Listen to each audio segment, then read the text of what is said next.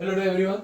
देखिए बहुत ही अच्छी क्वेश्चन है जो क्वाड्रेटिक इक्वेशन आपके चैप्टर से है, लॉन्ग आंसर में आने जैसी क्वेश्चन है। तो बेसिकली इस तरह के क्वेश्चन आते हैं तो जनरली आप लोग क्या करते हो, इसका सॉल्यूशन निकालने के लिए सीधा एलसीएम ले लेते हो। नहीं लेना है आपको, एलसीएम की तरफ नहीं बढ़ना है, बहुत लेंथी गिर जाएगा।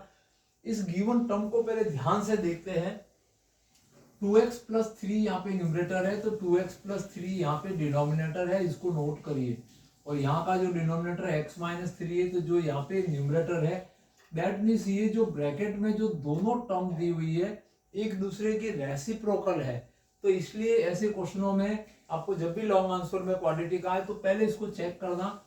यहाँ पे अगर दोनों टर्म रेसिप्रोकल हो तो एलसीएम में नहीं जाना है, अदरवाइज आप एलसीएम को लेके स्टार्ट कर सकते हैं। तो यहाँ पे इसी तरह की टर्म्स आती है जो एक दूसरे की रेसिप्रोकल हो, तो आपको एक सब्स्टिट्यूट काम में लेना पड़ेगा। 2x+3/x-3 इज एक नया वेरिएबल t। क्वेश्चन के स्टार्ट में लिख देना लेट 2x+3/x-3 इज t। तो इसका रेसिप्रोकल करेंगे तो देखिए यहाँ पे 1/t हो जाएगा और ये हो जाएगा आपका x-3/2x+3, इसका जस्ट रेसिप्रोकल। अब इस दोनों वेरिएबल को यहाँ पे सब्स्टिट्यूट लगा देंगे, देन आपके पास 2, इस टर्म को अपन ने t एज्यूम किया है तो 2t माइनस का 25 and multiply by this term is 1/t। तो यहाँ पे अब आप इसको 1/t लिख दीजिए इज इक्वल टू 5/1। अब आप एलसीएम लीजिए, इसको t मान के अपन इसको सिंप्लीफाई करेंगे, देन t इज एलसीएम और t इज 2t को मल्टीप्लाई करेगा that is 2t square minus t से t को डिवाइड करेंगे 1 आएगा that is 25 is equal to 5/1। Cross multiply कर देंगे then 2t square minus 25 is equal to 5 multiply by t और 5t को आप लेफ्ट में लिखेंगे।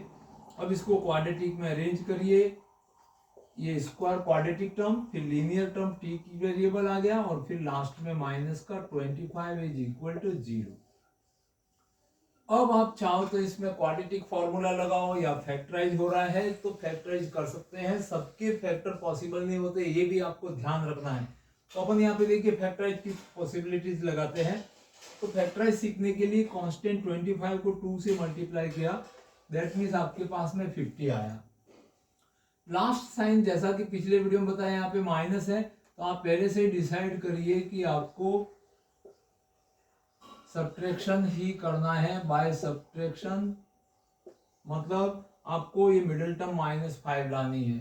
तो 50 के जो अपन पेयरिंग करते हैं तो देखिए आपको मिडिल टर्म 5 लानी है, दैट मीन्स इसके लिए पेयर हो जाता है 10 and 5। 10 को 5 से मल्टीप्लाई करते हैं तो आपका 50 बनता है। अब आपको सब्ट्रैक्ट करके -5 लाना है तो माइनस का 10 और प्लस का 5 लेना पड़ेगा, जिससे कि माइनस का 5 आपका सेटल हो जाएगा। तो अभी आगे स्टार्ट करते हैं, that means 2t square minus का 10t और प्लस का 5t, इन दोनों का जो सॉल्यूशन होगा वो -5t आ जाएगा और माइनस का 25 इज 0। अब इन दोनों में कॉमन फैक्टर बनेगा और इन दोनों का कॉमन फैक्टर, तो 2t स्क्वायर और 10t में ट्वाइस द t आपके कॉमन आ जाएगा, तो यहाँ पे बचेगा t माइनस का 5 और प्लस यहाँ पे आपके पास 5 is common, then t minus 5 is equal to 0 and again t minus 5 and 2t plus 5 is equal to 0। ये दो ब्रैकेट आने हैं, तो इन दोनों से अपन फर्स्ट केस, अब आपके पास में आ गया suppose t minus 5 is 0 then t is equal to आपके पास में वैल्यू आ जाएगा 5। अब t का वैल्यू, और दूसरा जो ब्रैकेट है आपके पास 2t plus 5 is 0 then 2t is equal to -5 and t is equal to -5/2। ये t वेरिएबल आया है, अभी आपका सॉल्यूशन पूरा तैयार नहीं हुआ है।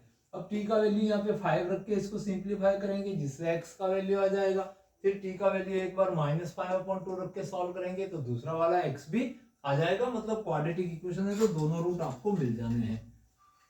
तो अपन देखिए इसको कंटिन्यू रखते हैं। when t is equal to 5, तो यहाँ पे लिख रहा हूं मैं when t is equal to 5, तो t का वैल्यू यहाँ पे 5 रख देते हैं that means 2x plus 3 upon x minus 3 is equal to 5.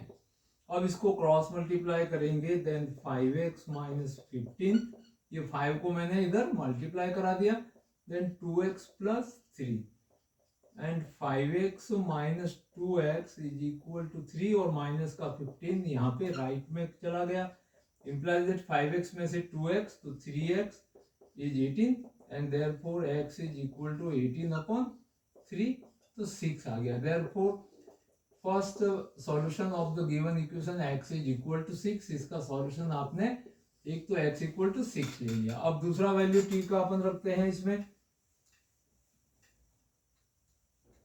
when t is equal to minus 5/2, तो t का वैल्यू माइनस 5/2 रख के देखते हैं, then 2x plus 3 upon x minus 3 is minus 5/2.